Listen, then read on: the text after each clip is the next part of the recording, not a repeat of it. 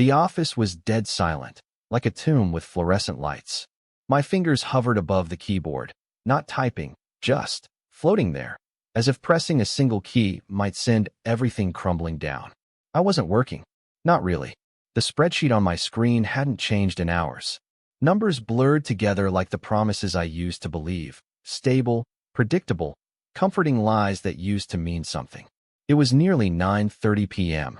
The hum of the air conditioning buzzed like static in my skull, drowning out even my own thoughts. Everyone else had gone home hours ago. Hell, the cleaning crew had come and gone. But I stayed, like I always did now, pretending I had work to finish, when all I was really doing was avoiding that house. That fucking house. Empty, cold, and soaked in betrayal. My name is Evan. 37. Senior financial analyst. Married. Or at least, I used to be. The ring on my finger was still there, but lately it felt like it was burning my skin. Like a reminder. Like a joke. I hadn't slept in our bed in over a week. I couldn't. Not after finding out what had happened in it. Where she'd been. Where she'd let him be. And so now I lived in this office. In the numbers. In the silence. A man trying not to drown in grief and rage. I didn't hear her heels until they stopped behind me. You planning to sleep here again, Evan? I turned, slowly. The voice belonged to Diane, my boss. She stood just outside the pale cone of light from my desk lamp, a folder clutched in one hand, a to-go coffee in the other. Her blazer was off, sleeves rolled up, like she hadn't expected to stay this late either. Her eyes scanned the screen, then landed on me, soft, curious, and just a little concerned. Couldn't sleep, I said. My voice cracked, dry from hours of not using it. She stepped closer. That spreadsheet's from last quarter. You finished it weeks ago. Busted. I sighed, rubbing my temples. Guess I needed something to look at. Diane didn't respond right away. She just nodded slightly, then set the coffee cup down beside me. It was still warm. Vanilla latte, my usual. She remembered. Of course she did. She always remembered. You've been here late every night this week. And last week. I figured I'd stop pretending not to notice. She leaned her hip against the edge of my desk, folding her arms, her blouse pulling just slightly across her chest. She wasn't trying to be provocative, not overtly, but Diane had a way of owning a room even when she wasn't trying. She was sharp, beautiful, unapologetically confident, and for the first time in days, I actually felt present, aware of another human being. Rough patch? She asked gently. I couldn't help the bitter smile. That's one way to put it. Diane nodded. You want to talk about it? I shook my head, though part of me wanted nothing more than to spill everything. But that was the thing with grief. It made you both crave connection and fear it. I didn't want pity. I didn't want comfort. I just didn't want to go home. I'm fine, I lied. She raised an eyebrow. You're lying.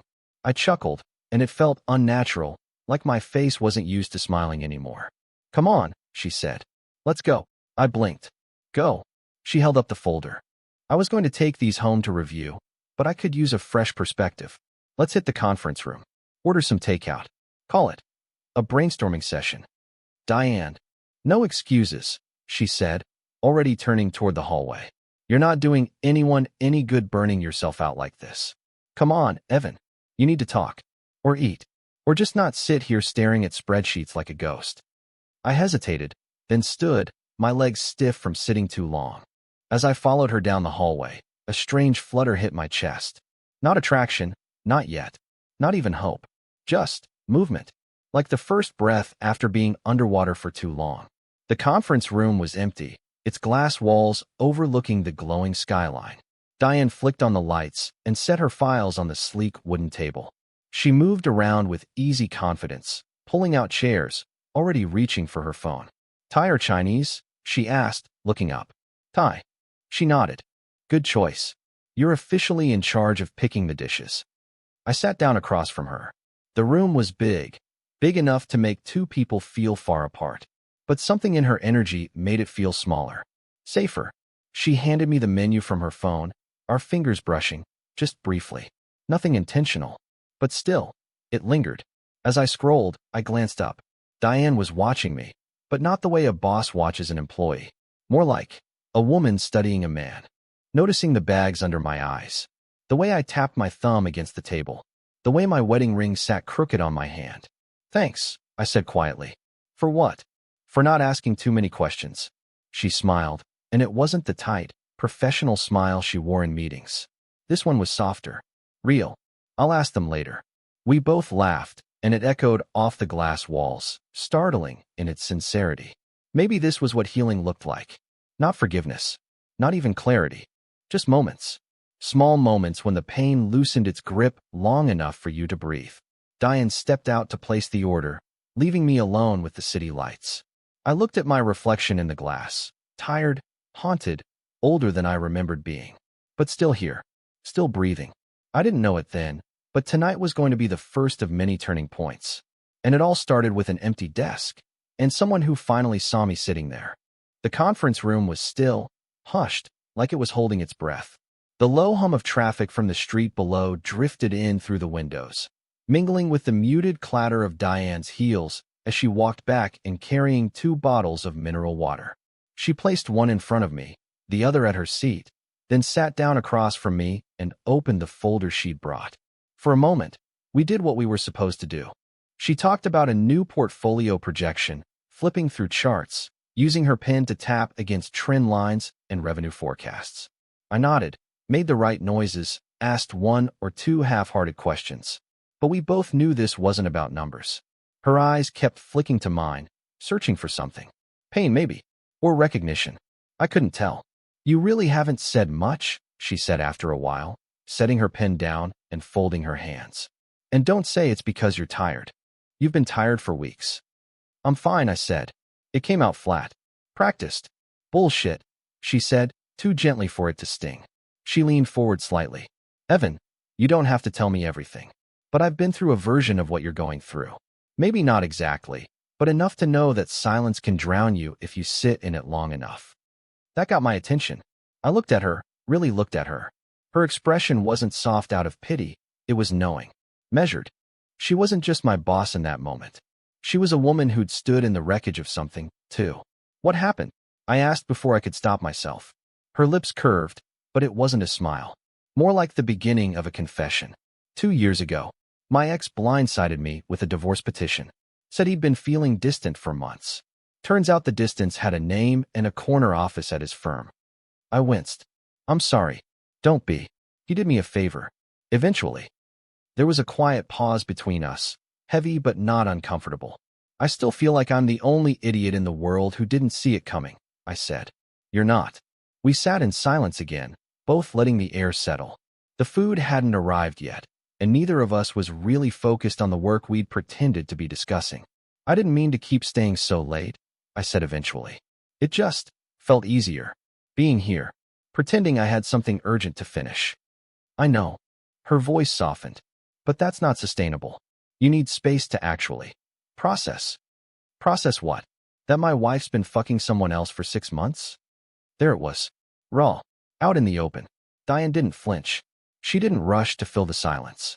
She just met my eyes and said, You said it. That's something. I felt my throat tighten, the familiar burn behind my eyes. But I blinked it away. I wouldn't cry here. Not at work. Not in front of her. She stood suddenly, crossing the room to a cabinet near the corner. I wasn't going to bring this out, she said as she opened it. But tonight feels like it deserves an exception. From the shadows, she pulled out a bottle of red wine, a deep, burgundy blend, and 2 short glasses instead of wine flutes. She poured generously, handed me one, then sat again. I thought this was a brainstorming session, I said, trying to smile. It is. We're brainstorming how to survive heartbreak without throwing ourselves into traffic, she said, clinking her glass to mine. Cheers. The first sip hit hard. Warm. Sharp. I felt it cut through the tension in my chest like a scalpel. We didn't speak for a while. Just sat there sipping, staring out at the city glowing beyond the windows. Then she said something unexpected. I don't think people cheat because they're evil. I think they cheat because they're cowards. I looked at her. Cowards? Yeah. Cowards who can't face themselves, who can't ask for what they want. So they sneak around. They lie. They get their thrills in the shadows instead of fixing what's broken or having the guts to leave. She swirled her wine thoughtfully. But the betrayal, the lying, that's what rots the whole damn thing. I nodded slowly. I think I could have forgiven the sex. Eventually. But the lying, it hollowed everything out. Diane reached across the table and rested her hand on mine. Just for a second. Her skin was warm, her fingers steady. You don't have to hold all of it by yourself, Evan. I swallowed hard.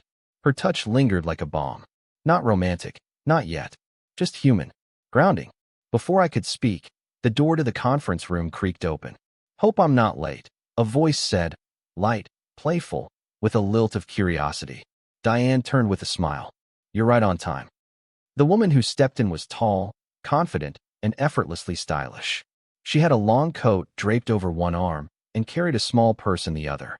Her hair framed her face in dark, loose waves, and her eyes, wide, curious, maybe even a little amused, landed on me with a spark I hadn't seen in a long time. This is Evan, Diane said, standing to make introductions. Evan, meet Harper, old friend of mine from college. She's in town for a few days, consulting gig. Thought she might like to sit in on our strategy session. Harper extended her hand with a grin. Nice to meet you. I promise I won't derail whatever serious business meeting this is. Trust me, I said, standing to shake her hand. It's not as serious as it looks. Her touch was different than Diane's. Lighter, curious. Her fingers lingered just a beat too long, and her smile widened like she noticed it too. Well then, she said, easing into the third chair at the table, let's see what we're working on. Diane looked at me and raised her brow, just a hint of mischief behind it. And just like that, the air shifted. Slightly, subtly, something was beginning. And for the first time in weeks, I didn't dread what came next. There was a certain weight to Harper as she sat down, not physical, but emotional. The kind of presence that draws attention without asking for it. She moved with an ease I envied, like she didn't have anything to prove. Confidence, not arrogance. I felt it in the way she crossed her legs, the way she scanned the room, and how she didn't rush to fill the silence after sitting. She wasn't just a friend of Diane's, that much was obvious. There was a familiarity between them, the way old friends carried shared stories behind their eyes. The way Harper glanced at Diane and gave her that subtle smirk, playful, layered, made me feel like I was stepping into the middle of something already in motion. But then she looked at me, really looked at me, and the air changed again. So, Evan, she said, resting her chin on her hand, how long have you and Diane been holding these secret after-hours meetings? I chuckled, rubbing the back of my neck. Just tonight, actually. She caught me hiding out at my desk. Harper raised an eyebrow. Hiding from what? The question was bold, direct, but not unkind. And something about the way she asked it made it impossible to deflect. My wife, I said, swallowing the words like medicine. Or, more specifically, the version of her that doesn't exist anymore. Diane's eyes flicked toward me with a quiet warning. Not that I'd said too much, but that I didn't have to say anything more if I didn't want to. But Harper didn't recoil. She just nodded, her expression softening. Ah, she said. One of those nights. One of those years, I muttered. The tension didn't build like I expected it to. Instead, it eased, slowly, like air leaking from a balloon.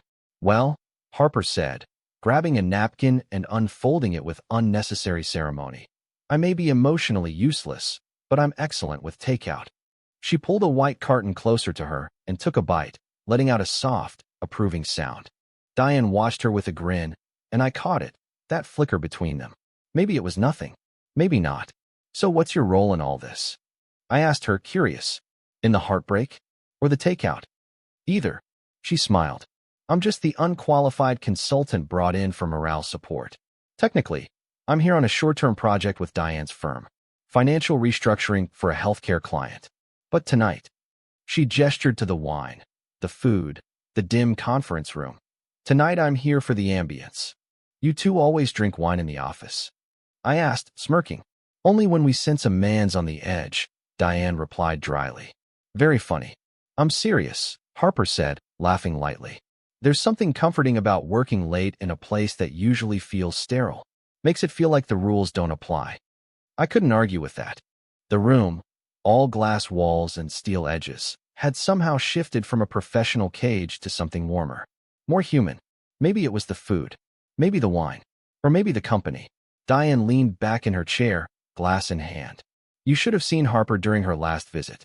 She got half the accounting department drunk off one bottle of whiskey during a holiday all-nighter. Correction, Harper said, holding up a finger. It was 2 bottles. The 3 of us laughed, and the sound surprised me. I hadn't realized how long it had been since I'd laughed like that. Not the forced kind you use to get through awkward dinners, but the real kind, the kind that nudges something open inside your chest. As we picked through the food, the conversation drifted, from work stories to travel disasters, even a few ridiculous dating anecdotes. Diane told a story about being trapped in an Uber pool with a guy who tried to pitch her a cryptocurrency startup. Harper one-upped her with a tale about accidentally sexting her building manager instead of her date. The laughter that followed was loud, unapologetic, and when it died down, there was a moment, a pause, where all 3 of us just looked at each other and felt it, the quiet relief of connection. Harper refilled her glass, then looked at me again, this time more thoughtfully. "You seem careful," she said. "Like every word you say has been rehearsed." I hesitated. "That obvious?" "Only because I used to do the same thing," she said. "After my divorce, I felt like every conversation was a tightrope. Say too much, I sound bitter. Say too little, I sound broken." "Exactly," I said, exhaling. "I don't know how to talk about it without sounding like I'm falling apart. But if I don't talk about it, I feel like I'm suffocating." Diane reached out, resting her hand over mine again. This time she didn't pull away so quickly. "You're not falling apart," she said. "You're just still standing in the rubble." And Harper, warm, confident, eyes steady, looked at me like someone who'd walked through fire and made it out the other side. "We've all had to stand there," she said. "You don't have to climb out alone." The words settled around me like a blanket. Not heavy, not too soft, just enough to make me feel, for the first time in weeks, that maybe I wasn't going crazy. That maybe grief wasn't something to be hidden away. For a moment, I just sat back and watched them. Diane, the composed one who had found a strange way of anchoring me tonight, and Harper, the disarming stranger who already felt like something more. The way they looked at me wasn't judgmental. It wasn't even sympathetic. It was attentive, curious, a kind of intimate observation I hadn't felt in years. The 3rd chair that Harper had pulled in was more than a seat at the table. It was an opening. And somewhere, beneath the pain and confusion and rawness, something stirred. Not lust, not yet, but anticipation. The scent of stir-fried garlic and soy sauce lingered in the air, warm and grounding. We'd managed to turn the polished glass table of the conference room into a makeshift dining table, scattered with open cartons and half-empty wine glasses. Chopsticks lay crossed on napkins like little fallen swords. The room no longer felt like a workplace. It felt like some strange in-between world, cut off from time. I had loosened my tie. Diane had kicked off her heels. Harper sat cross-legged in her chair, her knee brushing against the underside of the table now and then, sending tiny little jolts through the wood and through me. "You never told us," Harper said, gesturing toward me with her chopsticks, "what it was. The moment you knew." I paused mid-bite. "You mean when I found out?" She nodded. "There's always a moment." I set my chopsticks down slowly, letting my gaze fall to the carton of drunken noodles in front of me. I hadn't planned to talk about this. Not tonight. Not with them. But somehow the space we'd built, this soft little bubble of honesty and laughter, made it feel okay. Safe. "I found a receipt," I said, "from a hotel about 30 minutes from our place. Tucked in her jacket pocket." She was careless. Or maybe she wanted me to find it. Harper tilted her head. "Did you ask her?" "No," I said. "Not at first. I drove to the hotel. Sat in the parking lot for an hour, just staring. The receipt said room 418. I memorized the number. Like it meant something." Diane was watching me, quiet and focused, her wine glass cradled in her hand. Harper, too, had grown still. They weren't just listening. They were holding space. When I finally asked her about it, I continued. She looked me straight in the eye and said it was for a spa day with her sister. Said I was being paranoid. "And were you?" Diane asked gently. I met her eyes. 2 days later, I followed her. She said she was going to her mom's for the afternoon. Instead, she drove straight to that hotel. Room 418. Neither woman spoke for a moment. Just the sound of the city outside and the faint hum of the building's HVAC system. I waited until she came out with him. I said, voice tight. He was tall, confident, casual, like he'd done it 100 times. She laughed at something he said, touched his chest, and I exhaled, the breath ragged. I realized in that second I wasn't watching my wife anymore. I was watching someone else entirely. Diane reached across the table and touched my wrist. Her hand was warm. Steady. I'm sorry. Harper's expression was softer now, less playful. That kind of betrayal. It doesn't just hurt. It rewrites you. Yeah, I said. That's exactly what it feels like. Like someone took a red pen to your memories and started crossing out all the good parts. The silence that followed wasn't awkward. It was filled with understanding, the kind that didn't need to be spoken aloud. It hung between the three of us like a shared scar. Harper finally broke it with a light sigh. God, now I feel shallow. Why? I asked. Because I was going to talk about how I accidentally flashed my neighbor this morning. That made Diane snort, which made Harper grin, which made me laugh, the sound sudden and unfiltered. What? I asked. Harper leaned forward, chin in hand. So my Airbnb has this dumb little window in the shower. Frosted, but not very well. I leaned out to open it, completely forgetting the top half of me was uncovered, and locked eyes with this old man walking his pug. He nearly dropped his latte. Diane was laughing now, full-bodied and bright. You are unbelievable. What? Harper said, mock-offended. He looked impressed. I shook my head, grinning. So the pug saw your jugs. Noted. That cracked them both up, and for a brief, strange moment, I didn't feel like the guy with the broken marriage. I felt normal, like a man in the company of two sharp, beautiful women who weren't treating him like a project or a victim, just a person, present, real. We eased back into eating, slower now, more casual, more comfortable. Diane leaned forward, her blouse subtly unbuttoned from earlier, just enough to reveal a soft line of skin at her collarbone. So what would you have done if she told you the truth right away? You mean if she'd said, "Hey Evan, I've been screwing someone else behind your back"? She shrugged. Yeah, I thought about it. Really thought. I might have left that night. Or maybe I'd have begged her to stop. I don't know. The not knowing made me weak. Harper nodded slowly. Truth has a weird way of giving us power, even when it wrecks us. Exactly. She took another sip of wine and studied me over the rim. You don't look weak. Her voice wasn't flirtatious, but something shifted in the air again. That subtle hum, a low, electric pull that had started earlier, it flickered again. I didn't reply. I couldn't. Diane shifted in her chair, letting her fingers brush mine for just a second as she passed me another napkin. Not by accident. Not at this point. Our fingers touched. Rested. She didn't move. Harper saw it. And her eyes flicked to Diane, then to me, and something unspoken passed between them. Some current I didn't fully understand yet. The conference room didn't feel like a workplace anymore. It felt like a pocket of night cut off from everything else. A floating world where old rules didn't apply. Takeout boxes. Half-empty wine. 3 people, sitting around a glass table in the dark. And beneath it all, something starting to simmer. Quietly. Slowly. But undeniably. It was after 11 when I finally said it. Not because I planned to. Not because I thought the moment was right. It just slipped out, like air after holding your breath too long. I haven't told anyone, I said, staring at the wine that shimmered in the bottom of my glass. Not a single person. Not even my brother. Harper looked up from her carton of noodles, her dark lashes lifting slowly. Diane paused mid-sip, the glass still raised near her mouth. Neither spoke, but I didn't need them to. Their silence was the kind that welcomes truth. I pushed back my chair a few inches and leaned forward, elbows resting on my knees. My voice came out low. Tired. She cheated with someone from her yoga studio. Some smooth-talking bastard with a six-pack and a motorcycle. Real original, right? I tried to smile. It didn't land. I used to pick her up from that studio. Bring her smoothies. Hell, I even paid for the damn membership. Harper set her chopsticks down, and Diane leaned closer across the table. I could feel their attention. I could feel myself unraveling under it. The worst part wasn't the sex, I said. Not even the lying.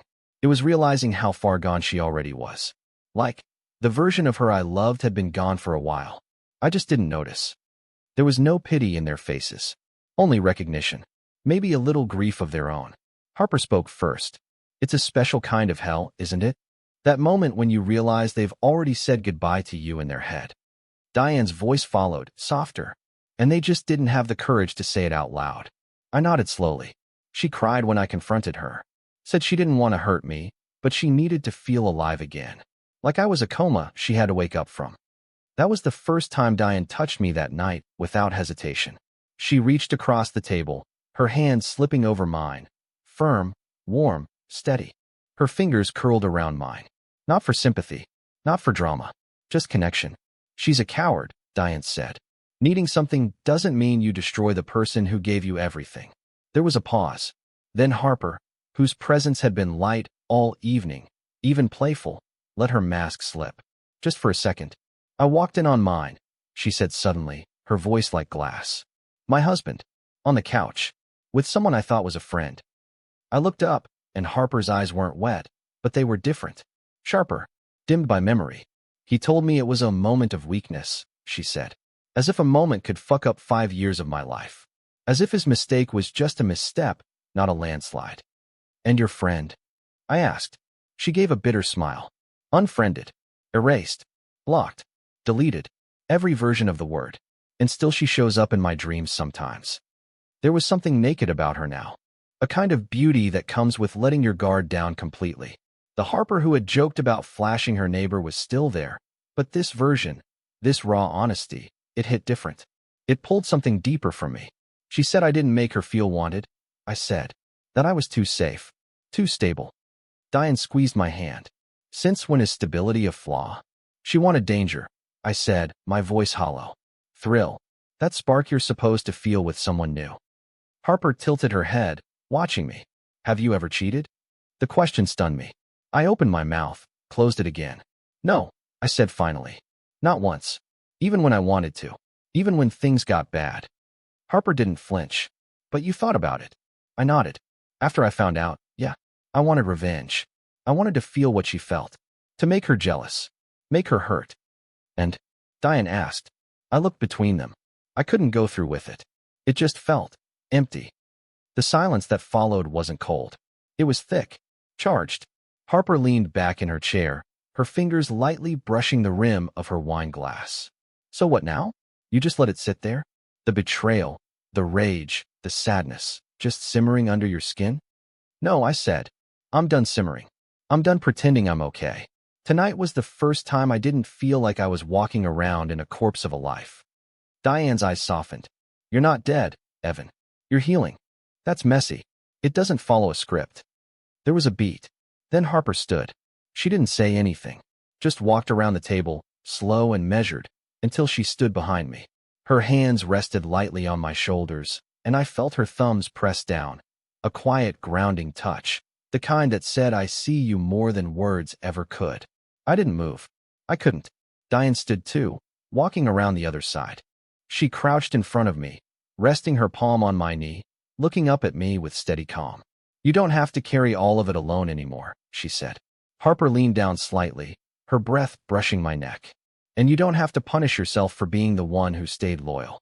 Their closeness was overwhelming. Not sexual. Not yet. Just human. Intimate in a way that stripped me bare without touching my skin. I looked at Diane, then at Harper. I'm scared, I admitted. I'm scared that if I let myself feel everything, I'll break. You won't, Diane whispered. Or if you do, Harper added, we'll be here to help pick up the pieces. The air was heavy with warmth, with tension, with something electric building beneath the surface. Their hands stayed where they were, on my body, on my heart, and I let them. For the first time in months, I didn't feel like a ghost. I felt wanted, seen, held. You'd think a room like that would stay heavy after a moment like that, weighted down by confessions, by pain, by the kind of closeness that comes after secrets are dragged into the open. But something strange happened. We started to laugh. Not immediately, but softly, slowly, like our bodies remembered how, even if our hearts were still catching up. It began with Harper. She was still behind me, her hands on my shoulders, when she said, I swear, if we were in a movie, this is where someone would walk in with a clipboard and fire all three of us. Diane snorted. Or HR would crawl through the vents like the SWAT team. I chuckled, the sound hoarse but real. You two make a surprisingly good therapy team. Harper leaned closer to my ear. We charge by the hour. First session's free, but there's a surcharge for tears. And a bonus for breakthroughs, Diane added, standing up and stretching her arms above her head. Her blouse lifted slightly, revealing a thin sliver of toned skin above her waistband. I shouldn't have noticed it, but I did. Every detail, every subtle shift in the atmosphere. The tension didn't vanish, it just changed shape. It softened. Diane walked over to the corner of the room and hit the light switch, leaving only the glow from the city bleeding through the glass walls. The room bathed in gold and blue hues, distant street lamps, glowing signs, a plane blinking in the sky. There, she said, sliding off her blazer and tossing it over the back of a chair. Much better. Mood lighting. Harper gave a little theatrical sigh. Finally. Now it feels like we're in the good part of the Netflix show. No more monologues. Just wine and questionable decisions. That made all three of us laugh again, and this time it stuck. Harper poured another round. The wine was hitting now, not in the way that dulled pain, but in the way that made your limbs loose and your mouth a little braver. We moved around the table like we weren't co-workers anymore, like we weren't strangers a few hours ago. The formality had eroded. The night had smoothed it down. At some point, I ended up on the floor, leaning against the wall with a cushion stolen from one of the office chairs. Diane joined me, her knees drawn up, her hair falling over her shoulder in loose strands that caught the ambient light. Harper stayed perched up at the table, one leg tucked beneath her, sipping slowly, watching us with that same amused glint she'd carried all night. I was once ghosted by a guy during sex, Harper said suddenly. Diane nearly choked on her drink. Wait, during? Harper nodded solemnly. Dead serious. We were in bed, mid-activity, and his phone buzzed. He checked it, got up, said he needed to take the call, and just didn't come back. Diane laughed so hard she doubled forward, covering her mouth. What did you do? I laid there for like 5 minutes thinking he was taking a dramatic shit or something. Eventually I got dressed and let myself out. I grinned. Please tell me you texted him. Oh, I did, Harper said proudly. If your soul left your body, please text back. If not, I'm keeping the shirt. Diane wiped her eyes. Tell me you kept the shirt. Absolutely. It was a great fit. We couldn't stop laughing after that. Story after story poured out. Diane's horrific Tinder date who brought a puppet to dinner, my failed attempt to impress my ex by cooking and nearly setting the kitchen on fire, Harper's confession that she once faked an accent for an entire date just to see if she could pull it off. Every laugh peeled away a layer. Every moment of joy was like a cleansing fire, burning away some of the grief clinging to my ribs. It was almost scary, how good it felt to laugh with them, to not think about what waited for me at home, or what used to wait for me. That house, that silence, that bed. Here, I didn't feel like I was mourning. I felt like I was existing, maybe even healing. At one point, Harper slid off the table and came to sit beside me, her leg brushing against mine, her body radiating warmth. She leaned her head back against the wall and sighed. You know what no one tells you, she said softly. That heartbreak comes with a weird kind of clarity. Like you see people more clearly. Yourself, too. I looked at her. And what do you see right now? She didn't look away. I see someone who still cares too much. Who hasn't learned how to be selfish yet. I swallowed. And that's a bad thing? No, she said. But it makes you easy to break. Diane turned her head to me, her voice quieter than before. You're allowed to want something for yourself, Evan. Even if it's just one night without pain. The way she said it made my chest tighten.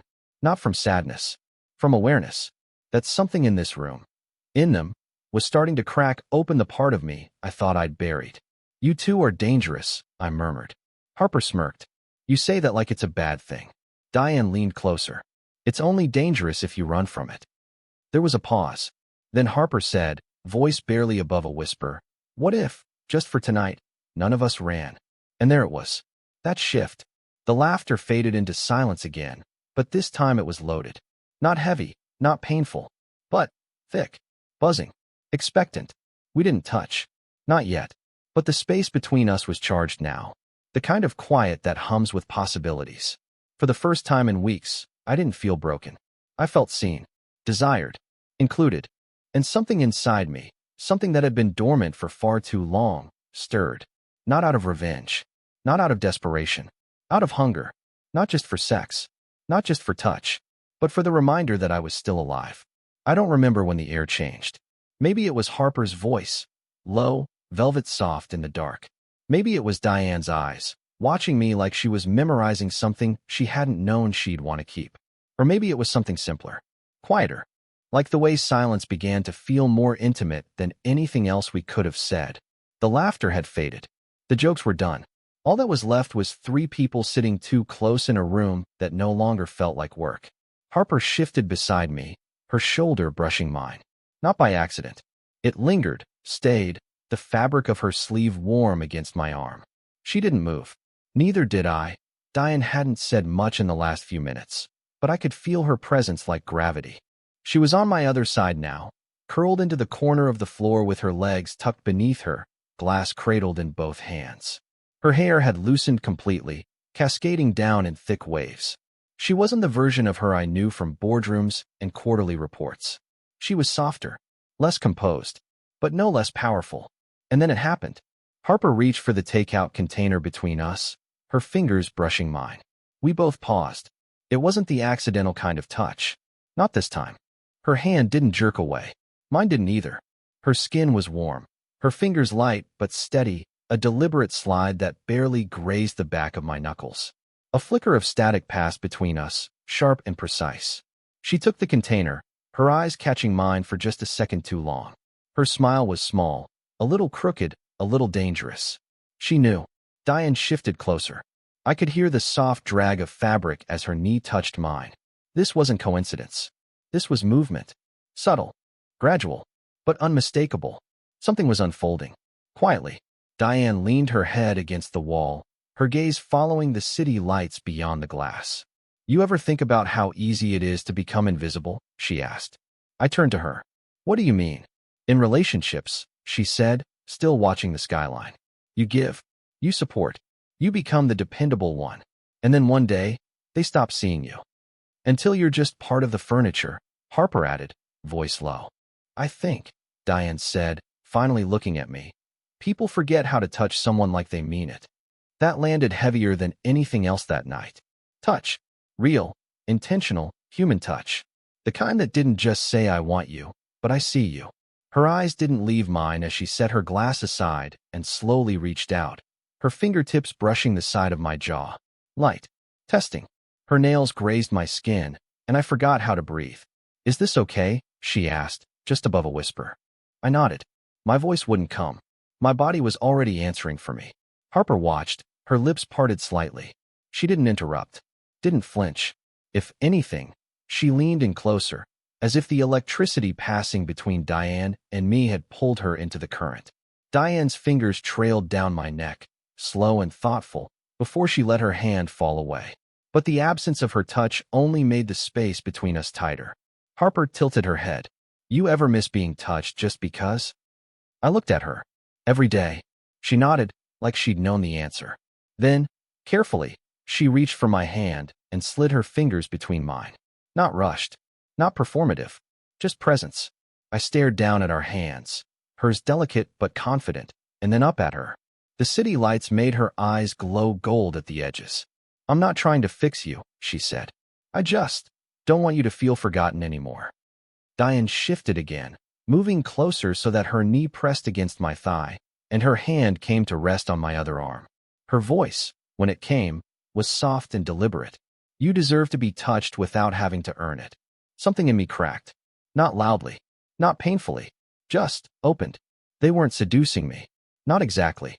They were seeing me. I'd spent months buried under betrayal, under shame, under questions I couldn't stop asking myself. Was I enough? Was I blind? Did I fail her somehow? But now I was between two women who hadn't judged me, who had offered laughter, warmth, wine, and silence in equal measure. And now, touch. Not hungry, not demanding, just lingering. Their closeness was disarming and electric. Harper's thumb moved against my palm in slow, idle circles. Diane's fingers drew lazy lines against my sleeve. Their gestures were light, but they landed heavy. And somewhere in the spaces between those touches, between the quiet and the city lights, the weight I'd been carrying didn't feel so impossible anymore. I wasn't healed. Not yet. But I wasn't invisible. Not tonight. The air between us shimmered with something unsaid. Something delicate. Something poised on the edge of becoming. The office, the spreadsheets, the deadlines, the weight of routine had all fallen away. What remained was this room, and the warmth of two women who were rewriting the night into something more than survival.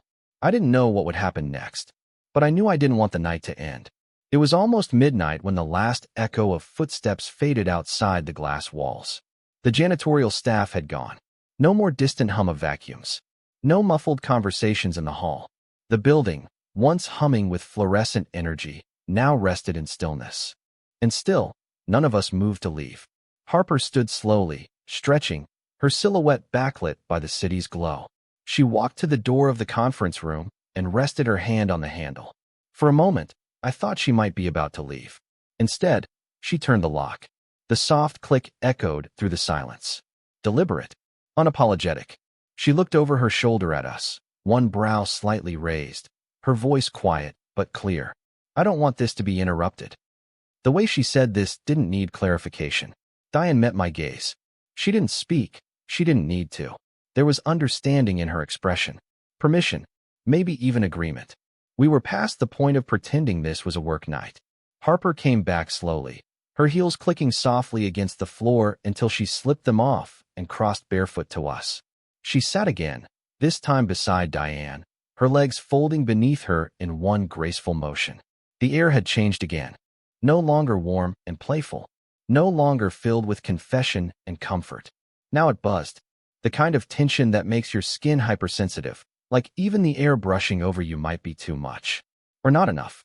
Diane's voice broke the silence first. I used to dream of nights like this, she said, more to herself than to us. Nights that just stopped time, where I didn't have to think about who I was supposed to be. Harper leaned into her slightly, her head resting on Diane's shoulder in a casual, affectionate gesture. It wasn't theatrical. It was soft, familiar, but it made my pulse skip just the same. You mean, Harper said, you used to dream about being locked in a glass box with a man caught between heartbreak and curiosity? Diane smiled. Exactly that. They both looked at me, and I could feel it. That heat just under the surface. Not just desire, but something else. Something stranger. Permission wrapped in invitation. Harper leaned forward slightly, her voice quiet. Do you want us to stop? The question hung there, heavier than I expected. Not because I wanted to say yes, but because it was the first time in a long time someone had asked me what I wanted, and meant it. I shook my head. No.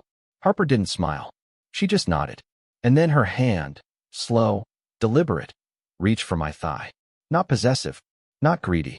Just there, a grounding touch that burned through the fabric of my pants. Her fingers curved slightly, like she was testing the weight of the moment. Diane, still close, brushed her hand along my arm, the same path she'd traced earlier. But this time, her touch stayed. She slid closer, her knees touching mine, her breath warming my cheek. Between them, I was anchored. Breathing was harder now. Harper's voice came again. We can stop anytime. I don't want to, I said. I expected nerves. Hesitation. Maybe guilt. But all I felt was need. Not just physical. Not just about sex or skin. But to be wanted. To be chosen. To be touched not out of obligation. Not out of history or habit. But because someone desired me. And here they were. Two women. Both smart. Both beautiful. Both powerful in completely different ways. And for reasons I didn't fully understand, they were here. With me. For me. Diane leaned in closer. Her lips brushed my jaw, soft and slow. Just a breath, a whisper of a kiss that didn't ask for anything. Just offered. My eyes closed. Harper shifted closer too, her hand still resting on my thigh.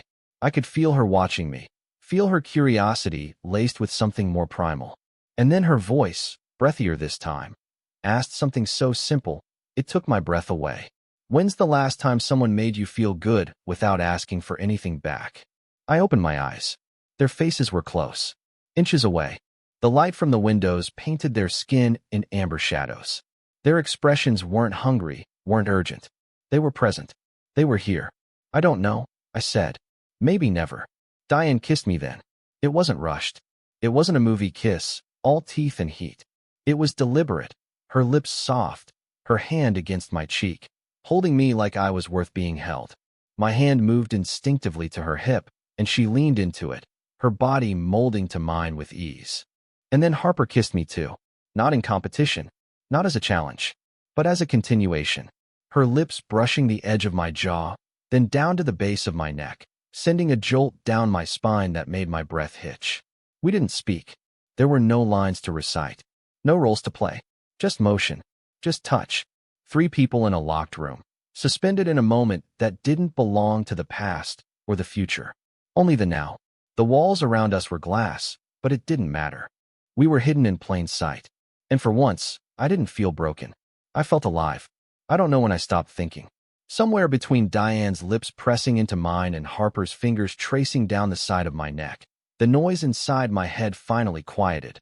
Not numbed, not blocked out, just silenced. Replaced by sensation. Breath. Warmth. Presence. The wine had slowed us, not dulled us. Everything felt heightened. Every glance, every brush of skin, every soft exhale in the low light seemed deliberate. Like our bodies had picked up where words no longer could. I leaned back against the glass wall, and Harper slid beside me, her thigh draping over mine like it belonged there. Diane was in front of me now, on her knees, her hand resting lightly against my chest. Not in a rush, not a demand, just a constant pulse reminding me that I was being seen. Wanted. This okay? Diane asked again, her voice barely above a breath. I nodded, and her lips brushed mine, slower this time. Like a promise. The wine on her tongue was sweet. The kiss tasted like the truth no one says out loud. You are allowed to feel good again. Harper's hand moved lower, tracing slow, curious lines along the inside of my thigh, her body close enough that I could feel the warmth of her breath at my neck. She wasn't rushing. She wasn't teasing. She was exploring. Her touch was more like a question than a seduction. The answer was in my breath, the way it hitched when Diane's fingers slid into my hair, in the way my body leaned into theirs like it had always been waiting for this. The lights of the city lit the room in shifting hues, golden street lamps, red tail lights, blue flickers from signs across the way. It was like being inside a slow-burning fire, each shadow licking the glass around us. I missed this, Harper murmured against my ear. This. I managed. This feeling, she said. Being wanted. Being touched like it means something. I understood. More than I could explain.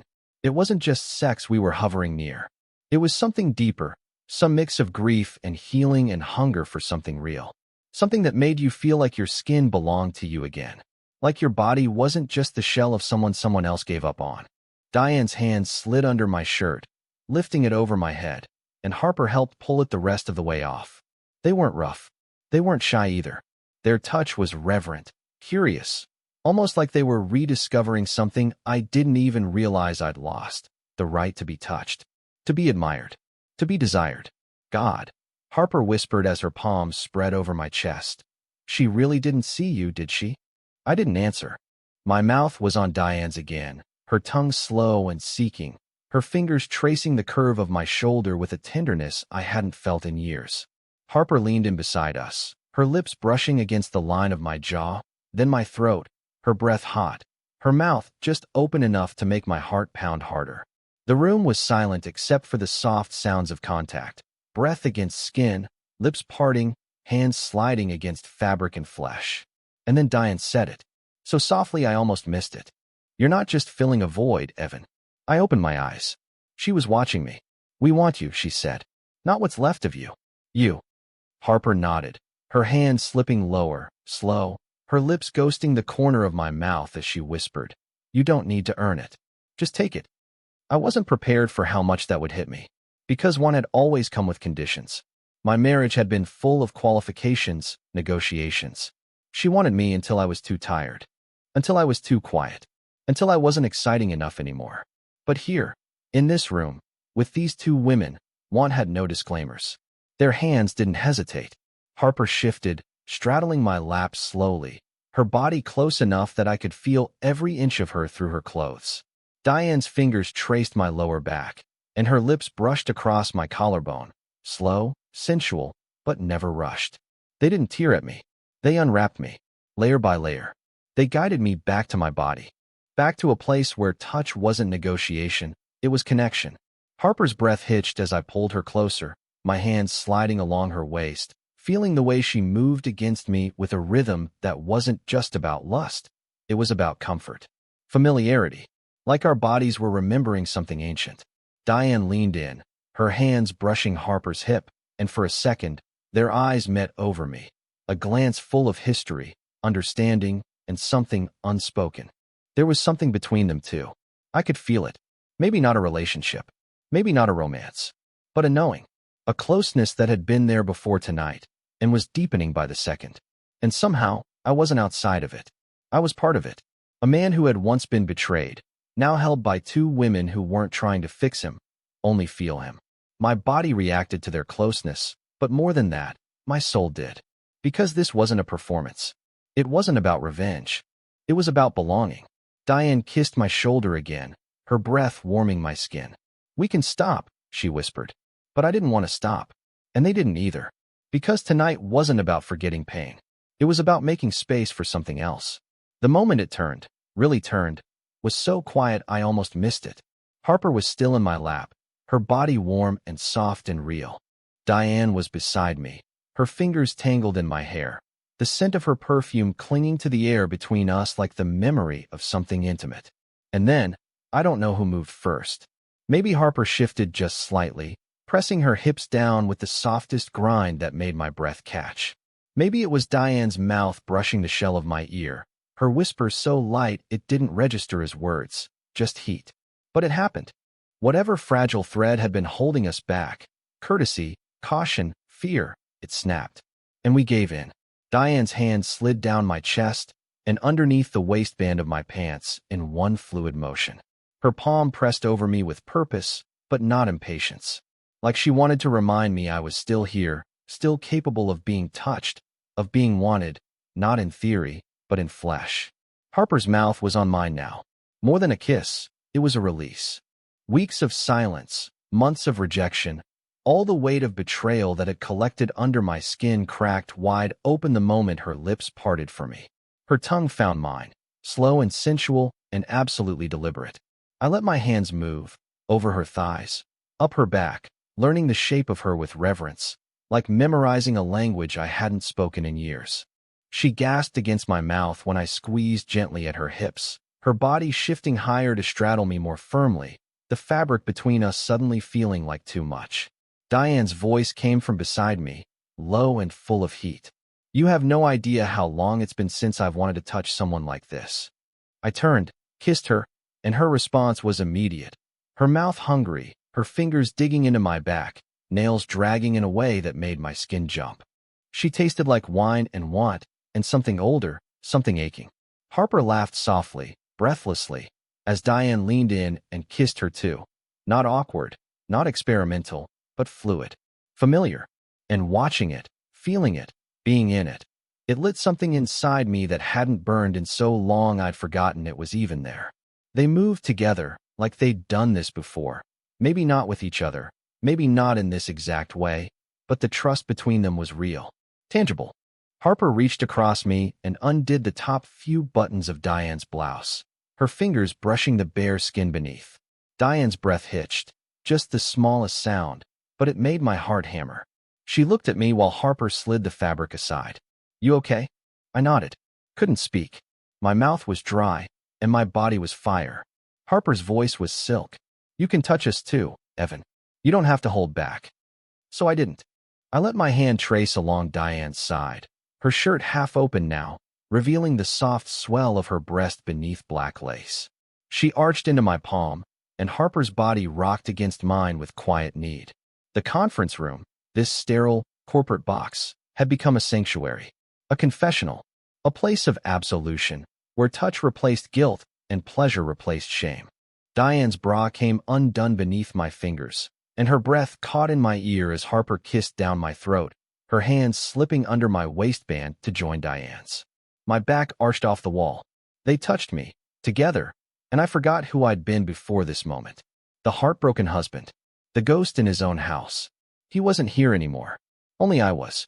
Their hands moved in tandem, one teasing, one firm. Their mouths sharing me, my skin, my breath. Harper whispered things I couldn't remember. Diane moaned low in her throat, and the sound felt like fire under my ribs.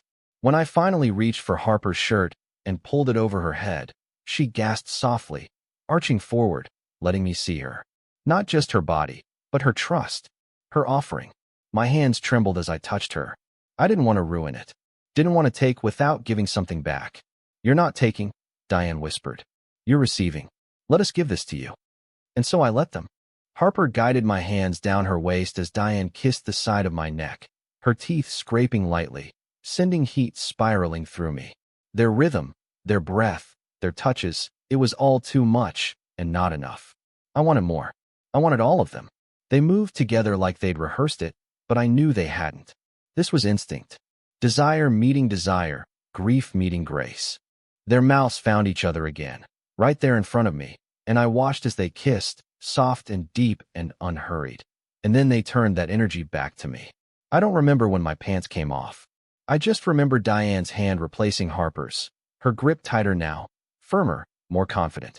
Harper pulled my head to her chest, cradling me there like she could feel the old pieces breaking, the new ones rearranging beneath her skin.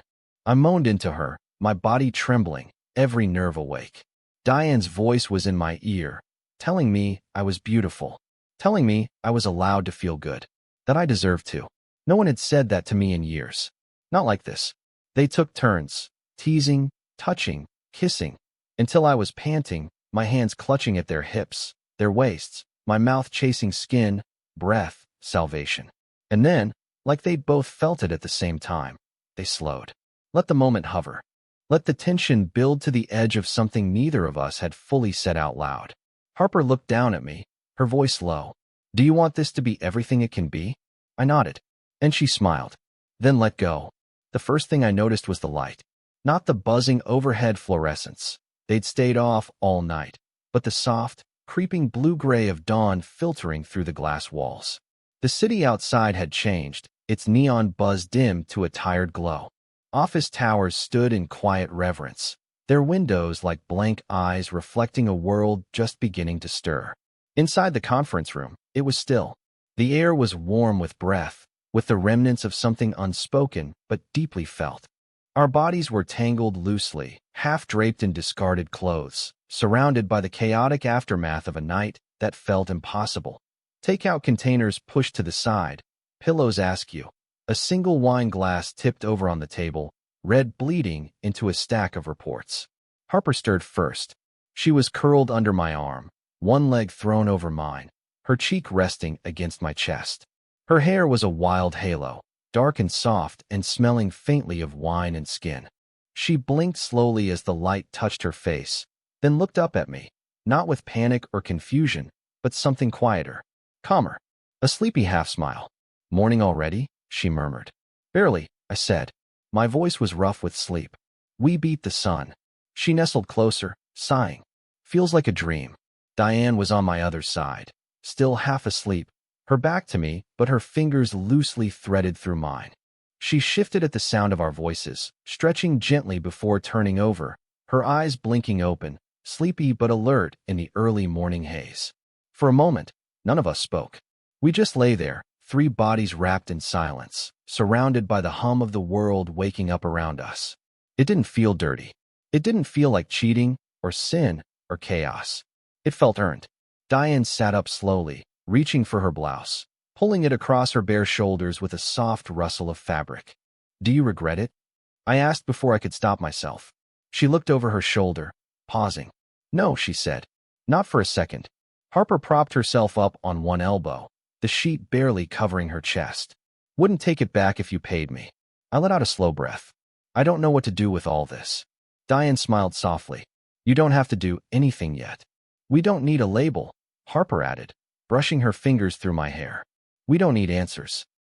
But we do need coffee, Diane muttered, standing and stretching, her body silhouetted against the glass as the sunrise caught the curve of her spine. She pulled her hair into a lazy knot and padded toward the door, barefoot and unbothered. She didn't unlock it yet. She just stood there for a moment, watching the city as the first real sliver of sun breached the skyline. The glow painted her face gold, and I found myself watching her like she was a painting. Harper leaned into me again, quieter now. You think she's going to freak out about what happened? I turned my head toward her. Are you? She shook her head. No, I think I needed this as much as you did. There was something unspoken beneath her words. Not love, not yet, not even lust anymore. but something older, deeper, an understanding between survivors. Diane came back, dropping beside us again, tugging on her skirt, then buttoning her blouse slowly. I'm not going to pretend I know what this was, she said. But it wasn't meaningless. Harper nodded. It was real. I sat up, pulling my pants on, trying to get my head around the enormity of it. The night had been one thing, but the morning, this, was something else. Reckoning. Not with guilt. With clarity. My wife's betrayal had hollowed me out, made me question who I was, what I was worth. But last night had reminded me that I was still someone, still capable of being touched, of being chosen. I wasn't whole again, but I wasn't broken in the same way. I stood, moving to the glass, watching the city come alive. Taxis, joggers, men in suits holding lattes. None of them knew what had happened behind this wall of glass. This strange pocket of intimacy in a world built on appearances. I turned back to the two women who had shared it with me. Harper was fixing her bra under her shirt, grinning through messy hair. Diane was smoothing out her blazer, back in boss mode, but softer somehow. I crossed to the table, picked up a pen, and wrote something on the back of a project sheet. 2 words. Thank you. I set it down where they could both see. Diane smiled. You don't owe us anything, Evan. I know, I said. That's why it means so much. Harper came to stand beside me. You ever need to laugh again, or just not be alone, she said. You know where to find us. I nodded. Then Diane did unlock the door, and it sounded louder than it should have. Not harsh, just final. The night was over, but it hadn't been lost. As I stepped into the hallway, I felt the morning hit my skin, fluorescent lights overhead, voices down the corridor, keyboards tapping back into rhythm. The office was waking up, and so was I.